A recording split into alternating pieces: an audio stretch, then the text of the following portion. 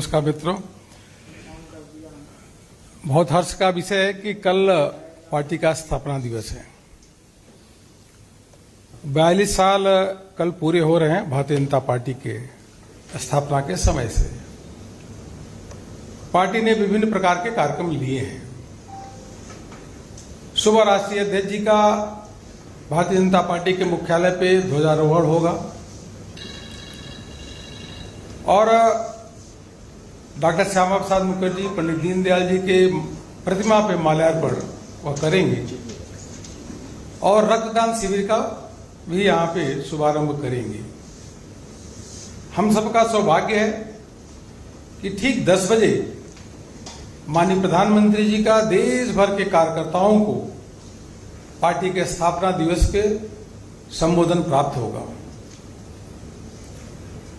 956 जिले हैं सांगठनिक दृष्टि से भारतीय जनता पार्टी के, 15,732 मंडल हैं और लगभग 10 लाख से अधिक बूथ हैं। सभी मंडल पे, सभी जिला कार्यालय पे पार्टी का ध्वजारोहण होगा, पार्टी के झंडे का, और सभी जिले, मंडल और प्रदेश कार्यालय पे वहां से शोभा यात्रा भी निकाली जाएगी और सभी बूथों पे पार्टी कार्यकर्ता सामूहिक रूप से माननीय प्रधानमंत्री जी का संबोधन सुनेंगे। प्रदेशों के मुख्यमंत्री, मंत्री, सांसद, विधायक सभी किसी न किसी कार्यक्रम में भाग लेंगे। क्योंकि सदन चल रहा है तो संसद सदस्य जो है वह भारतीय जनता पार्टी के पार्लियामेंट्री एनेक्सी के जो ऑडिटोरियम है उसके पास वो कार्यक्रम में भाग लेंगे। शेष सभी जो विधायक हैं, राज्यों में मंत्री और मुख्यमंत्री किसी न किसी कार्यक्रम में वह भाग लेंगे और सभी हर्षोल्लास के साथ पार्टी का स्थापना दिवस के कार्यक्रम को मनाएंगे। और इसलिए भी कार्यकर्ताओं में हर्षोल्लास है क्योंकि चारों राज्यों में भारतीय जनता पार्टी को ऐतिहासिक विजय हासिल हुई है। माननीय प्रधानमंत्री जी के नेतृत्व में जो यह अभी विजय हासिल हुई है, कार्यकर्ता पूरे देश भर के अभी अच्छे तरीके से उन्होंने पहले सेलिब्रेशन किया, कल और सेलिब्रेट करेंगे और उत्सव मनाएंगे। राष्ट्रीय अध्यक्ष जी 11 बजे शोभा यात्रा जो करोल बाग में निकलेगी उसमें भाग लेंगे। पुनः बता दूं, माननीय राष्ट्रीय अध्यक्ष श्री जेपी नड्डा जी 11 बजे करोल बाग में जो दिल्ली का जिला है वहां पे जाकर के शोभा यात्रा में भाग लेंगे। इसी प्रकार से 7 तारीख से पार्टी ने तय किया है, माननीय प्रधानमंत्री जी के मार्गदर्शन में, माननीय राष्ट्रीय अध्यक्ष जी के निर्देश पे, कि पूरे देश भर में 7 तारीख से 20 तारीख तक सामाजिक न्याय पखवाड़ा का कार्यक्रम मनाया जाएगा। आप सब जानते ही हैं कि प्रधानमंत्री जी के नेतृत्व में लगातार जिस प्रकार से गरीब है, शोषित है, वंचित है, पिछड़ा है, अनुसूचित जाति है, अनुसूचित जनजाति है, निरंतर उनके कल्याण के लिए कोई न कोई स्कीम आई है, उनके उत्थान के लिए काम हुआ है और वह प्रधानमंत्री जी को अपने मसीहा के रूप में देखते हैं। इसलिए सामाजिक न्याय जो पखवाड़ा है उसके माध्यम से केंद्र सरकार के जो जन कल्याणकारी योजनाएं हैं उनको जिले और मंडल तक ले जाने का काम भारतीय जनता पार्टी के कार्यकर्ता निरंतर 15 दिन तक करेंगे और एक दिन एक कार्यक्रम अपना योजना के लिए समर्पित है।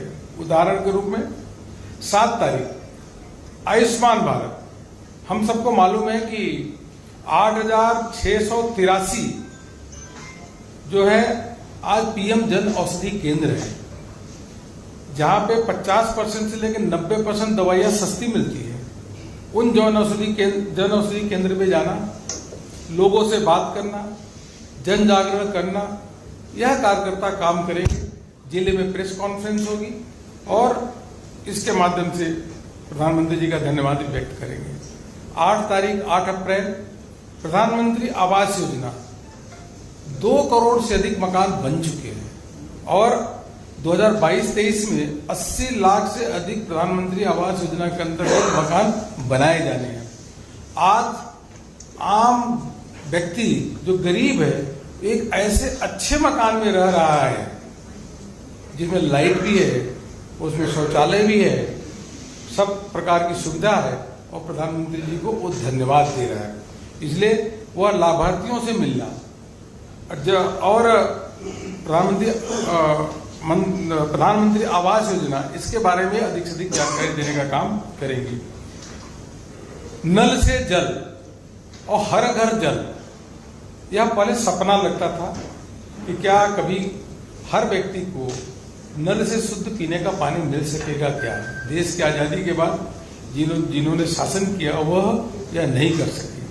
माननीय प्रधानमंत्री जी के ने अगस्त 2019 में यह जल जीवन मिशन की शुरुआत की और उसके माध्यम से 6 करोड़ से अधिक घरों में नल से जल पहुंच चुका है। इस वर्ष भी यह टारगेट है कि 3 करोड़ 80 लाख घरों में नल से जल पहुंचाया जाएगा। इसलिए उस दिन नल पूजन का भी कार्यक्रम होगा और उसी के साथ साथ यह संकल्प लिया जाएगा 2024 तक हर घर में नल से जल पहुंचे और उसी के साथ साथ कोई अगर नदी तालाब है, कुआं है तो उसकी भी स्वच्छता करेंगे, वह भी अभियान पूरा करेंगे। पीएम किसान योजना 10 तारीख को हम लेंगे। किसानों के अकाउंट में सीधे सम्मान निधि पहुंचना यह बहुत बड़ी बात है और किसानों के लिए अन्य प्रकार के जो कार्यक्रम लगातार प्रधानमंत्री जी के नेतृत्व में सरकार ने किया उन योजनाओं को भी बताने का काम करेंगे। प्रधानमंत्री फसल बीमा योजना, नीम कोटेड यूरिया से लेकर के जो क्रॉप पे जो नुकसान होता था पहले आप सबको मालूम ही है कि पहले 50% नुकसान होता था तब भरपाई होती थी, 33% पे ही भरपाई होगी। इसका उद्देश्य है कि एक एक योजनाओं को ले जाके लोगों को किसानों के बारे में किसानों को बताना, जिससे जनजागरण भी हो और किसान अधिक से अधिक लाभ भी ले सके। यह पूरे देश भर में अभियान चलना है। इसी प्रकार से 11 अप्रैल ज्योतिबा फूले दिवस के रूप में मनाएंगे। उसके भी कार्यक्रम, विभिन्न प्रकार के कार्यक्रम, हॉस्टल में जाना, लोगों से संपर्क करना, उसका भी पुष्पांजलि करना प्रतिमा पे, यह भी आयोजन करेंगे। 12 तारीख हम वैक्सीनेशन दिवस, टीकाकरण दिवस के रूप में मनाने का काम करेंगे। 185 करोड़ लोगों को मुफ्त में टीकाकरण मिल गया है। उस दिन जिनको टीकाकरण नहीं हुआ है, जिन बच्चों को, उनसे संपर्क करना, उनका टीकाकरण कराना, जो भी अभी बचे हैं उनसे भी उनका भी टीकाकरण कराना, उसके साथ साथ उनको टीकाकरण केंद्र में ले आना और फल है, जूस है इत्यादि की भी व्यवस्था करेंगे। वह प्रधानमंत्री जी को धन्यवाद देने का काम करेंगे। विश्व का सबसे बड़ा टीकाकरण अभियान कहीं हुआ है तो प्रधानमंत्री जी के नेतृत्व में भारत में हुआ है, इसलिए प्रधानमंत्री जी को अभिनंदन भी करने का काम होगा। विश्व का सबसे बड़ा खाद्यान्न योजना अगर कहीं चल रही तो भारत में चल रही है। इसलिए 13 अप्रैल को प्रधानमंत्री गरीब कल्याण अन्न योजना के नाम से पूरे देश भर में कार्यक्रम होगा। और यह सबको मालूम है कि अभी कुछ ही दिन पहले जो प्रधानमंत्री गरीब कल्याण अन्न योजना है उसका विस्तार सितंबर तक कर दिया है। 25 महीने तक चलने वाली यह योजना और 80 करोड़ लोगों को अन्न देने का काम ये विश्व में कहीं भी नहीं हुआ है। यह सबसे बड़ा खाद्यान्न योजना देश में चल रहा है और 3,44,000 करोड़ रुपए इस पर खर्च हो रहे हैं। इस सब की जानकारी लोगों को देंगे और उसके साथ साथ जो पीडीएस सेंटर है जहाँ पे अनाज मिलता है वहाँ पे भी जाके अपना जो जनप्रतिनिधि वहाँ पे भी जाएंगे, लोगों से बात करेंगे, उनका वीडियो भी शेयर करेंगे और उनके फीडबैक लेने का काम करेंगे।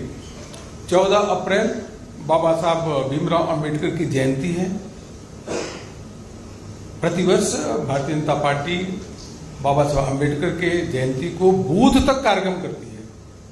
हर बूथ पे बाबा साहब अंबेडकर की प्रतिमा पे पुष्पांजलि करना और जो ऐसे लोग हैं उनके बीच में जो शोषित है, वंचित है, उनके बीच में जाना, उनसे बात करना, सेवा का काम करना, जो SC हॉस्टल है वहाँ पे जाकर के संपर्क करना और बाबा साहब अम्बेडकर की जयंती को पूरे देश भर में कार्यकर्ता हर बूथ पे प्रभावी रूप से मनाने का काम करेंगे। इसी के साथ साथ माननीय प्रधानमंत्री जी ने जो पंच तीर्थ से लेकर के जो अन्य कार्यक्रम बाबा साहब के सम्मान में किए हैं उनका भी चर्चा करने का काम करेंगे।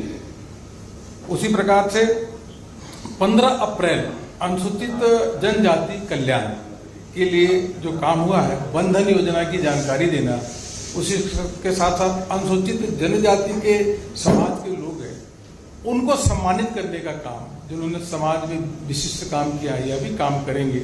यह पार्टी के कार्यकर्ता काम करेंगे और विभिन्न प्रकार की केंद्र सरकार की योजनाएं भी अनुसूचित जनजाति के लिए जो किया है उसका भी प्रचार प्रसार व्यापक रूप से उस दिन कार्यकर्ता करेंगे। और संगठित श्रमिक के लिए 16 अप्रैल है, उस दिन भी हम लोग ई श्रम के जिनका नई रजिस्ट्रेशन हुआ उनका रजिस्ट्रेशन कराने का काम करेंगे। और 46,52,000 ऐसे लोग हैं, 46,52,000 जो 60 साल से अधिक उम्र हैं उनको 3,000 रुपए का पेंशन मिल रहा है, इसकी भी जन जागरण करेंगे। 17 अप्रैल वित्तीय समावेश गौरव दिवस, माननीय प्रधानमंत्री ने 14 अप्रैल को ही जब 2014 में चुनाव जीत करके आए तो उन्होंने लाल किला के प्राचीर से कहा कि देश के हर गरीब, हर नागरिक को वित्तीय समावेश सुनिश्चित करना है, हर व्यक्ति का अकाउंट खुलना जरूरी है और तभी और उसको जो लाभ है उसको डायरेक्ट पहुंचे। इस काम की शुरुआत हुई। कोई कल्पना कर सकता था कि गरीबों के अकाउंट ही नहीं थे।